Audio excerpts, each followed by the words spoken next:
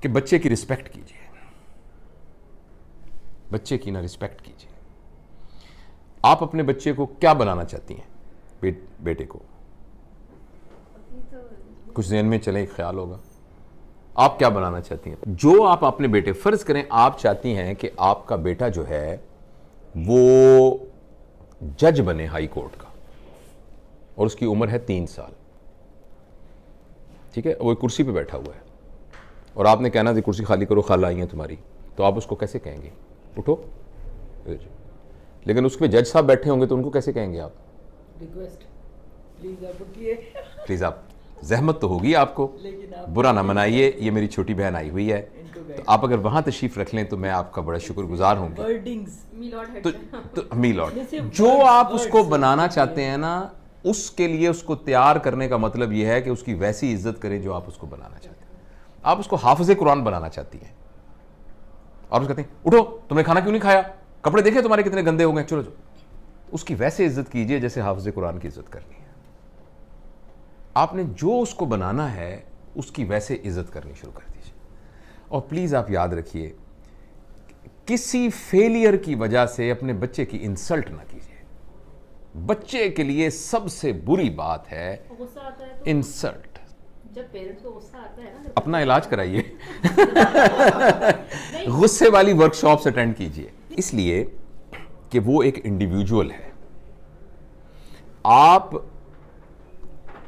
آپ ذرا میری انسلٹ کر کے دکھائیے مجھے اس وقت. آپ نہیں کر سکیں گی، میں جرت نہیں کر سکتا آپ کی انسلٹ کروں. میں ذرا سا آپ کے ساتھ بدتمیزی بولوں، آپ اٹھ کے کھڑے ہیں، کیا مطلب بھائی؟ آپ اٹھ کے موبائل پھینک کے آپ اٹھ کے چلنے جانا شروع کر دیں گے.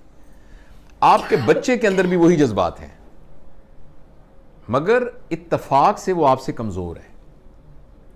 جب آپ نے بچے کو تھپڑ مارا ہے نا کسی بات پر، وہ بچہ آپ کو تھپڑ مار نہیں سکتا، مگر آپ یقین کیجئے وہ تھپڑ آپ نے بینک میں جمع کرا دیا ہے. لیکن سر ہم نے تو یہ سنا ہے نا کہ اگر جیسے استاد ڈانٹتا ہے یا جو پیرنٹس ہوتے ہیں وہ ڈانٹ رہے ہیں، یا وہ آپ کی بہتری کے لیے آپ کے سامنے آپ کو ڈانٹ رہے ہیں، آپ کی پیٹھ پیچھے آپ کو برا، لیکن اس سے بہتری نہیں ہو رہی. اس کو سائنٹیفک سٹڈیز نے بتایا ہے کہ اس سے بہتری نہیں ہو رہی ہے. اگر ایسی ہوتی تو ڈانٹنے سے بہتریاں ہو جاتی. تو ہمارے پیرنٹس نے ہمیں ڈانٹا تو ہم تو صحیح ہو گئے. ایکسکیوز آپ کو لگ رہا ہے ایک بات آپ کو 2 منٹ میں اس بات کو ختم کر لوں تاکہ ہم اس کو سمیٹ لیں، پھر بیچ میں سے جو ضمنی باتیں نکلیں گی ہم ڈسکس کریں گے. دیکھیے جب آپ نے بچے کو تھپڑ مارا ہے نا، یا کہا ہے تم نالائق انسان ہو، اور اگر تو وہ 7 سال سے کم عمر کا ہے نا، پھر تو اس سے بہتر تھا کہ آپ اس بچے کو قتل کر دیتے. یہ زیادہ، مطلب میں ایگزیجریٹ کر کے بیان کر رہا ہوں صرف ایک ایموشن اس میں اٹیچ کرنے کے لیے. مگر 7 سال سے کم والے کے اندر آپ نے ریکارڈنگ مشین میں ڈال دیا نا، تم نالائق انسان ہو، تم زندگی میں کچھ نہیں کر سکتے، بھٹکو گے تم گلیوں کے اندر. آپ یقین کریں وہ 7 سال کے بعد ساری زندگی آپ کی اس بات کی لاج رکھتے ہوئے ثابت کرے گا کہ میں بھٹکوں گا. وہ ثابت کرے گا کہ میں بھٹکوں گا. اور اگر آپ نے اس کو تھپڑ مار دیا، وہ تھپڑ بینک میں جمع ہو گیا جیسے میں نے عرض کیا تھا، اور اس میں پھر بینک جیسے ہر سال سود دیتی ہے، وہ سود کے ساتھ اکٹھا ہو رہا ہے. ابھی وہ آپ کو تھپڑ مار نہیں سکتا، ایک وقت میں آئے گا وہ آپ کو تھپڑ مارنے کے قابل ہو جائے گا، اور وہ آپ کو تھپڑ مارے گا. وہ تھپڑ ضروری نہیں کہ فزیکل مارے، وہ اچانک کہے گا ماما مجھے دبئی میں نوکری مل گئی ہے. آپ کہیں گے میرا تو ایک ہی بیٹا ہے، لیکن ماما آخر روزگار کے لیے مجھے جانا ہی ہوتا ہے. آپ کہیں گے جس کے ساتھ شادی کی ہے نا میں نے، عجیب میں بہو بحال آئی ہوں، حالانکہ میرے بھائی کی بیٹی ہے، پتہ نہیں اس نے کیا میرے بیٹے کے کان میں پھونک ماری ہے، وہ اس کو لے کے دبئی چلی. مجھے جوڑوں کا درد ہے، اس کے ابا کو ہارٹ اٹیک ہوا ہے، اس کو خیال ہی نہیں آیا. وہ تھپڑ تھا جو کہ سود کے ساتھ اکٹھا ہوا ہے، اور وہ اب اس نے آپ کے منہ پہ مارا ہے. اس لیے بچہ اگر آپ کے ہاں پیدا ہو گیا ہے تو وہ آپ کا میز یا آپ کی کرسی نہیں ہے، وہ آپ کی پراپرٹی نہیں ہے.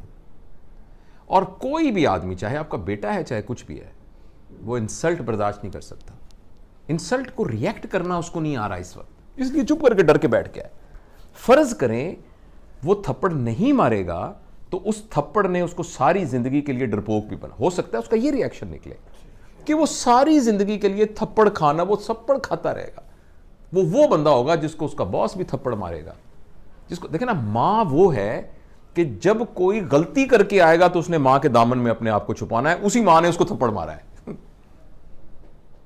تو ماں کا فزیکل ہونا تو اتنا بڑا کرائم ہے کہ جو ہم سوچ بھی نہیں سکتے. اور اس کو میں اپنی طرف سے نہیں کہہ رہا، اس کو پوری سائیکالوجی نے، پوری چائلڈ سائیکالوجی نے ثابت کیا ہے.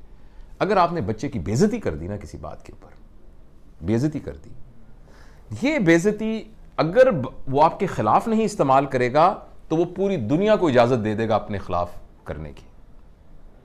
تو دوسرا یہ ہے کہ اس کی بے عزتی نہ کریں کسی بات. اور خاص طور پہ آپ بے عزتی کس بات پہ کر رہے ہیں مجھے بتائیں؟ تمہارے نمبر نہیں آئے صحیح؟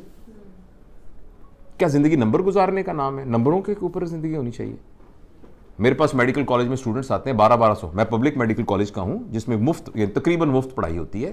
تو 80,000 بندوں میں سے چن کے آتے ہیں بندے 3,500، جس میں سے 350 میرے پاس آتے ہیں. آپ کے خیال میں وہ کیا بچے ہوتے ہوں گے جو 1200 نمبر لے کے آتے ہیں؟